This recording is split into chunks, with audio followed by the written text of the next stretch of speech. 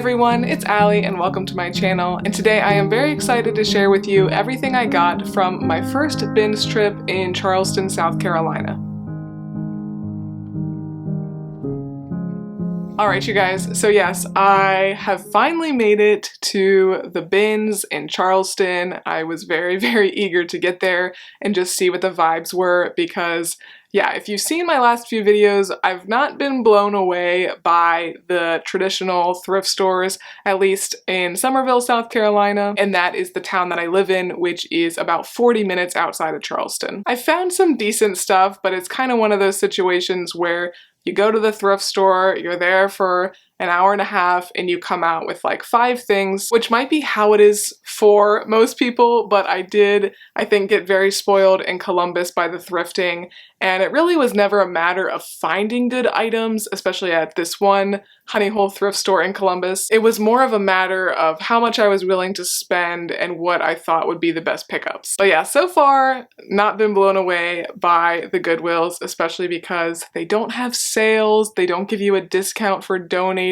and so I am paying between $5 and like $7, $8 for every item. So this is kind of like a part 2 to my last video because I did a lot of thrifting within 3 days. I went to 3 different Goodwills in 3 days, and then I also visited the Goodwill bins during one of those days. I was in the North Charleston area, which is where the bins is located, and that's like, I think maybe just 10-15 minutes outside of like downtown Charleston. So if you're visiting Charleston for a girls trip or whatever, just know that there is a bins location not far away. But yeah, my husband Ryan and I were going to see David Spade. It was a lot of fun, and so I was like, ooh, the bins is only 8 minutes away. Do you mind if we just go to the bins? And then we did go to a traditional Goodwill right next to it before the show started. So it worked out very well timing wise, but it ended up being a really bad time to go to the bins because the David Spade show was at 8 p.m. on a Sunday, and we weren't gonna like go get dinner out or anything like that, so we decided just to go to the bins right before the show. So we got there about 5 o'clock, I think, maybe like 4:45, and we stayed until like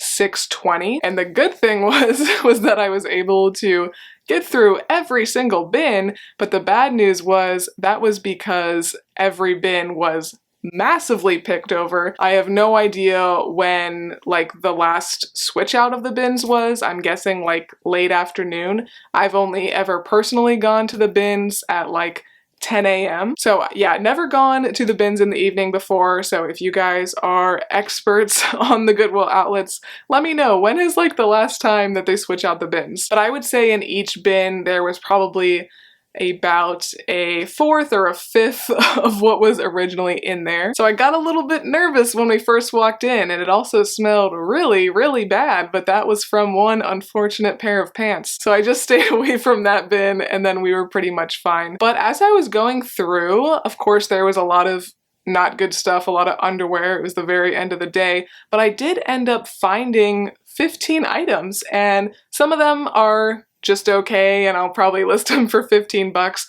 but some of them are pretty decent. I'm excited about them, and more than anything, I am just very excited to go back in the future during a much better time of day. So very long intro, but just wanted to give you the vibes and maybe explain why this is not going to be like the most groundbreaking haul ever. But I do have a bolo to share with you. But talking about cost of goods, in my last video where I shared what I got at the 3 Goodwills in 3 days, I said that it was going to be like a perfect comparison because I did pick up 20 items from those 3 Goodwills, and I really thought that I had picked up 20 items from the bins. I think I had 20 at one point and then ended up throwing some back, and I also do have 2 pairs of shoes, so my husband and I might have been just like joking and counting each shoe in the pair separately. So unfortunately, not a direct comparison because I did only end up getting 15 items, and I spent $21.97, which makes my average cost of goods just $1.40, which is beautiful. And I feel like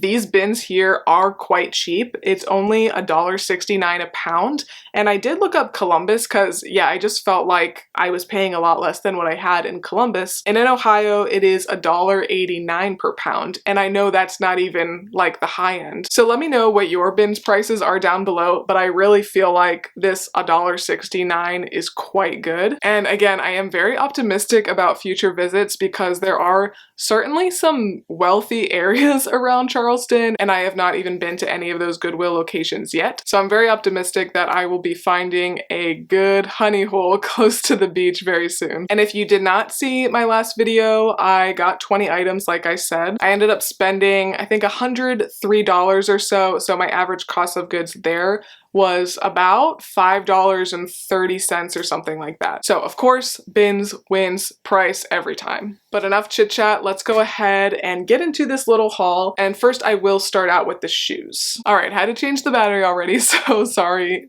if the angle is a little off. But yeah, even though it was the end of the day, I was super surprised to see that there were like 5 bins that were full of shoes. So maybe this Goodwill outlet location gets a lot of shoes, and a lot of them were very crappy. But I was able to find 2 that I thought I could make money on, not necessarily anything crazy. But this first pair of shoes I think is super, super cute. Like, I don't think everyone would like them, but I think these are a really good basic, especially for summer. And this is a brand that is made in Italy. I'm probably gonna butcher it, but it is Sesto Meucci. So we could give this a soft bullo perhaps because some of the shoes have sold for very good money, like around $100 or so, but other ones sell for like 20, 15 even. So I think it just kind of depends on the buyer and what they're willing to accept, what they're willing to list for, and of course the shoe itself and if it is cute. These are not in perfect condition, but honestly they are in very good condition. I was pretty impressed with the quality. The only real wear that I could see was like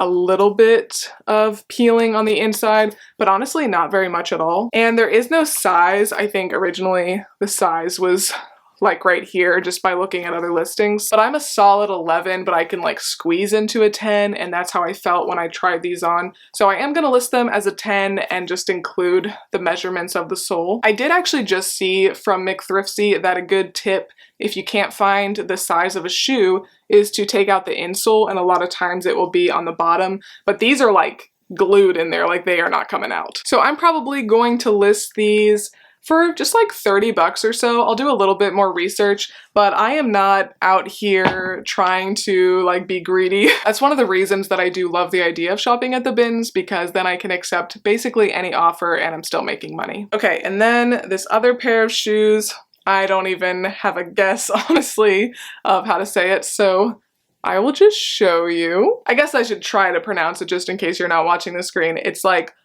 Bjorndal. I feel like there's some silent letters in there, but it's Bjorndal. And I have heard some other people talk about this brand, and I did think that these were pretty cute, especially for the season. I myself am a huge lover of wedges, and these are like a very reasonable sized wedge. They're in a little bit worse shape than the last shoes, but honestly not too bad, and the bottoms look really, really good. The heels also look quite good. I'm thinking I'll probably list these for about 25 or so and see what happens. They are a size 8, so very, very good size to sell. Okay, so now into clothing, and this is a very random mix, and that's why I love the bins. I love watching bins hauls because it's just like you never know what you're gonna get, but I feel like I always find some really funky stuff. But this is not funky at all. This is a very basic zip-up jacket from Eddie Bauer. It is just a plain gray zip-up jacket, but it's super, super soft and cozy on the inside. Like, it does not feel like it was ever washed or worn or anything. It's in fantastic shape. And for being a pretty light gray, I was pretty surprised to find that there were no marks or stains, especially after seeing some of the other things that were in the bins. And this also is a size extra large. And I do like selling Eddie Bauer. I feel like you can't sell it for a lot most of the time, but it's just a good bread and butter outdoor brand. This is a cotton and polyester blend. Again, just looks in really good shape, like even the interior tags. There's no wear at all, so yeah, probably really never worn. Okay, here's something that is perfectly fine. It just needs a solid wash. This is a super cute dress, I think, from BB Dakota, Steve Madden, size small. I absolutely love the vibes of this. Why does it give kind of like Judge vibes though? But very bohemian. I personally like to wear a lot of black. I like to wear a lot of colors too, but I like to wear black, so I do like this. But it's just a good, pretty basic knee-length dress. And this is 100% cotton. Let me know if you guys would like to see going to the bins to find things for buy-sell trade stores. I don't really have any, I think, very close to me. I don't have a clothes mentor anywhere around. I think the closest one is maybe an hour and a half away in Columbia, South Carolina. The place that I had the best luck with in Columbus, Clothes Mentor, that's just not gonna be a realistic place for me to go unless I'm going, I guess, to Columbia for another reason. I do have a Plato's in North Charleston, but it's kind of like the same area as the bin, so it's a solid like 35-minute drive. Again, not worth it at all to go to North Charleston just to go to Plato's. But some of this stuff, like that dress there, I do think I can make money on it fine, especially with the bin's prices. But it would be kind of nice just to do a quick flip at a buy-sell trade store. So let me know if you would be interested in seeing that video in the future, just trying to pick up a lot of like teen bread and butter brands and seeing how much I can make at Plato's and seeing if it's worth it. But for now, yeah, I am perfectly fine to list that myself. This is one I'll be sitting on for a little bit. I might just go ahead and list it now and then just relist it closer to the Christmas season. But I just cannot pass up this kind of stuff when I can get it for cheap. It is a vintage, very soft, like perfectly worn in denim button-up shirt with a polar bear and penguin winter scene on it. And this is from the brand Bobby Brooks Woman, and it is 100% cotton, and it's a size 18W/20W. So a nice plus size vintage holiday piece. There we go. Another plus size piece, and I think this will do okay actually. It's not from a brand I really ever pick up at all. So this is from Jessica London, and it is a size 30/32, which I feel like I really never find that size. But it's this super cute, super summer, coral colored, open crocheted cardigan. So this is the kind of piece that I don't really care what brand it's from, just because I think people are, for the most part, picking up pieces like this for the vibes rather than for the actual brand. And this is in very good shape. It doesn't have a bad smell or anything like that. I did sniff all of these things pretty thoroughly. And I can tag summer, of course, crochet, granny core, cottage core, all of that. And I am gonna list that on my Depop, which I finally am putting things on Depop. I just had to think for a while about like the approach I wanted to go with that selling platform, and I decided that I'm pretty much only going to put things that are like vintage cottage core-y over there. So it's going to be a lot more curated. It is going to be like most of my vintage stuff, but it's also just going to be like other more modern, very cute cottage core type pieces. And so I will put that one on there. And it just seems like from watching like Ryan, from Jack and Ryan, Jack Valentine, and just from some other creators, that people pick up things much more for the vibe than for the actual label over on Depop. I just started it yesterday, so no sales yet, but let me know if you do have any Depop tips for me. I do want to get a lot better about like modeling photos.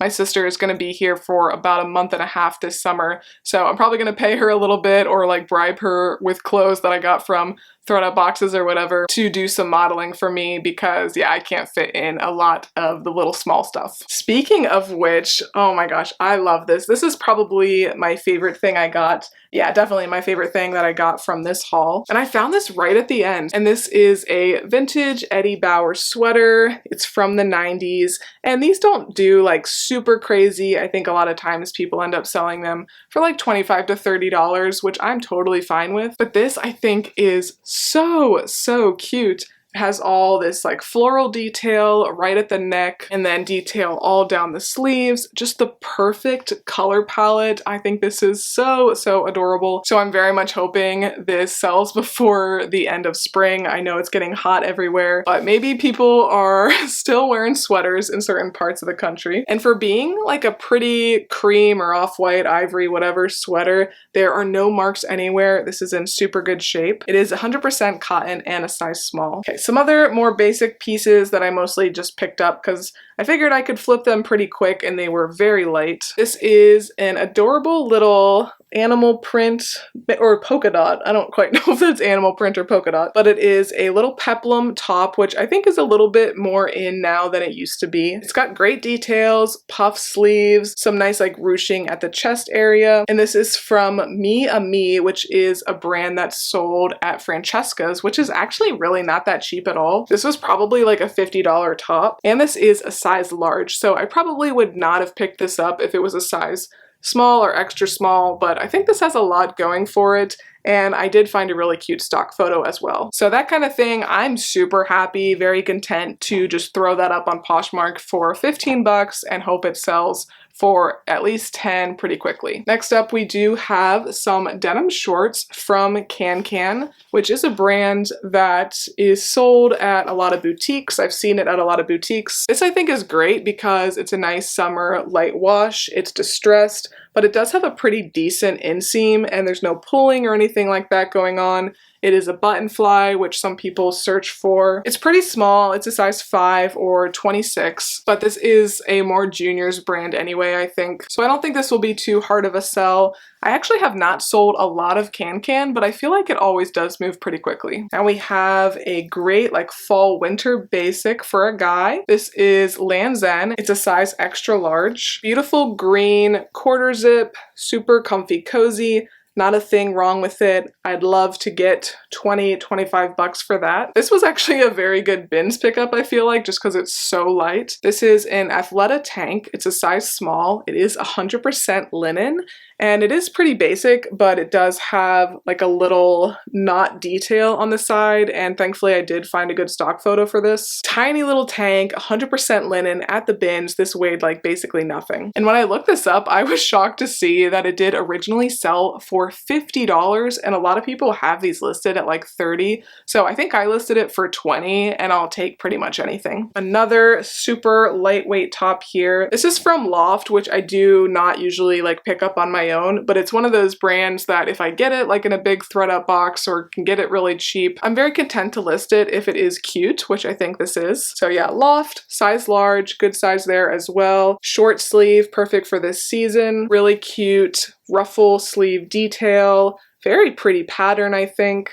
And then even the back has some detail. It does tie into a little bow. I don't believe I've ever sold this next brand before, but I looked it up and it seems like it does okay. And it is Johnny O, and it is a size large. I'm trying to pick up more men's items, and I feel like actually thinking back on my other bins hauls, I do tend to find a solid amount of men's stuff. So I'm very much looking forward to picking up more guy stuff at the bins in the future. But this is a nice, comfy golf polo. There is a pretty pattern on there. It's kind of like a floral pattern, blue and purple. And this brand can actually be like a bolo, I feel like, if you find the right piece or you find it new with tags. I did see a good amount of listings that were like $75+. So maybe just keep a tentative eye out for this brand, and if you can find it for the right price, I would recommend picking it up. This one is 100% leather. It is vintage, clothes by review, size medium. Just a really nice like bright red suede jacket. It has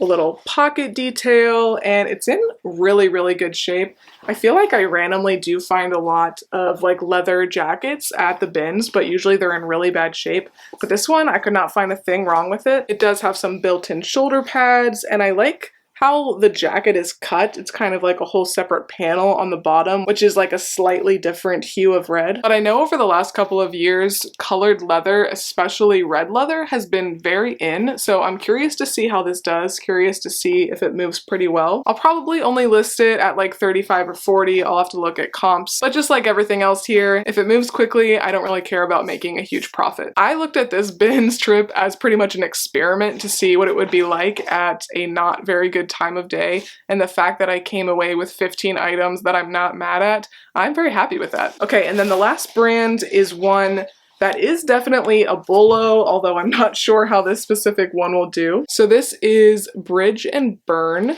and this is a size medium jacket. Again, I'm pretty sure this is a men's. And my husband Ryan actually found this, and he said this is a really good brand. He knew about this brand. So I do think they make just like normal shirts and dresses or whatever too, which probably don't do as well. But they make these coats and jackets that are waxed cotton, which I had never heard of that before, but yeah, waxed cotton, I guess, is super expensive. This was probably about a $300 jacket, but I'm not really sure how it will do because, as you can see, it is a little bit messed up, but I don't know if that's like okay or not. I need to like kind of research this waxed cotton and see how you clean it up, or if being distressed just kind of makes it a little bit better even. So there's no real like stains or anything like that. It's just that there's like some scratches in it, I feel like. So before I list this, I will look a little bit more into it, but even if I don't do anything to it, even if this is not in great shape, I probably can still list it for 40 to 50 and expect to get maybe like 30 to 50, because the lowest I saw sold for these waxed cotton jackets and coats from this brand was like $50, and yeah, that was the low end. So definitely a bolo to be on the lookout for these waxed cotton jackets. But alright everybody, that was everything I got during my first bins trip. Let me know what you think. I know it was a super weird haul, but it was only $21 and I very much expect to make my money back. But let me know, because I know a lot of you guys do travel to go to the bins. Do any of you go to this bins in the Charleston area? Or do you have any tips for shopping the bins? Like, what is the best time to arrive? All that kind of stuff. Because I had such good thrifting in Columbus at stores that are a little bit more pleasant to shop at, I just really didn't go to the bins that much. But here I think I will probably go about twice a month and just kind of supplement what I get there from the other thrift stores around. So do make sure to subscribe if you want to see more bins hauls from me, as well as just other content about being a part-time reseller. And if you like this video, please make sure to give me a big thumbs up and subscribe. It really does help my channel out a lot. Thanks again for watching, and I will see you next time. Bye!